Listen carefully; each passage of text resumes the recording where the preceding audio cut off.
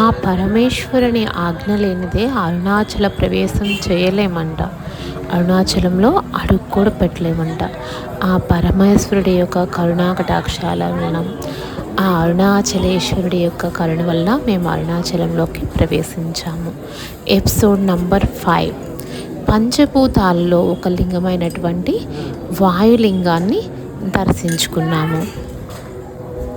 రమణ మహర్షి గారు ఆయన్ని దర్శించడానికి వెళ్ళిన భక్తులందరినీ కూడా ఒకే ఒక్క ప్రశ్న అడిగేవాడంట.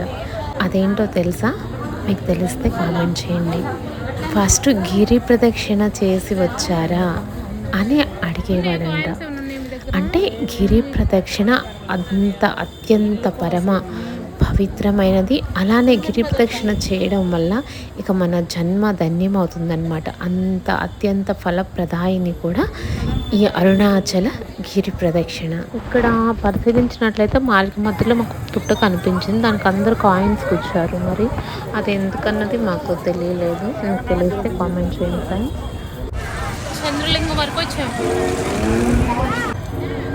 చంద్రలింగ దర్శనం వల్ల చంద్రుడు మన కారకుడు అంటారు కదా.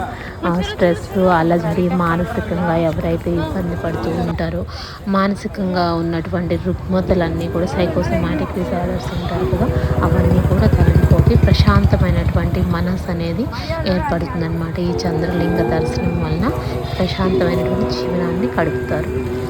తర్వాత ఇంకా మేము కుబేరలింగం దగ్గరికి వచ్చేసామన్నమాట. కుబేరుని యొక్క అనుగ్రహం ఎవరికి వద్దు? ప్రజలందరికీ కూడా ఆ కుబేరుని యొక్క అనుగ్రహం కావాలి. సో ఎంత రష్ ఉందంటే ఈ కుబేరలింగం దగ్గర చెప్పలేమన్నమాట. మీరు చూడండి. ఆ కుబేరుని యొక్క అనుగ్రహం వలన మనం ఈ లోకంలో చక్కగా అష్టైశ్వర్యాలు, ఆయురారోగ్యాలు, భోగభాగ్యాలను పొందాలని, కుబేరుని యొక్క అనుగ్రహం మనపై ఎల్లవేళ్ళ ఉండాలని చెప్పేసి ప్రతి ఒక్కరు కోరుకుంటారు కదా. ఆ కుబేరుని యొక్క అనుగ్రహం మనందరి మీద ఉండాలని చెప్పేసి కోరుకుంటున్నాం. మేము కుబేరలింగం దర్శించుకొని ఇంకా నిదానంగా బయలుదేరాం. అక్కడ చూడండి, చాలా వేడిగా ఉంది వాతావరణం. వానరము పిల్లతో పాటు కుబేరలింగం నుంచి కొంచెం దూరం ప్రయాణించిన తర్వాత అందరికీ తెలుసు కదా, అది మోక్ష మార్గం. ఎంత సన్నటి వాళ్ళైనా, ఎంత లావు వాళ్ళైనా కానీ ఆ మోక్ష మార్గంలో నుండి ఈజీగా ఓం నమ శివాయ, ఓం అరుణాచలేశ్వర శివ అనుకుంటూ బయటకు వస్తారనమాట. ఇక్కడ అయితే చాలా రష్గా ఉంది ఫ్రెండ్స్. ఇంకా మాకు బస్ మళ్ళీ ఇమీడియట్లీ ఈవినింగ్ ఉందని చెప్పాను కదా. సో అందుకని చెప్పేసి మేమైతే మోక్ష మార్గం లోపలికి వెళ్ళలేకపోయాము. ఎందుకంటే చాలా రష్గా ఉందన్నమాట. ఇంక ఇక్కడ నుంచే నమస్కరించుకొని మేము ఇంకా బయలుదేరిపోయాం.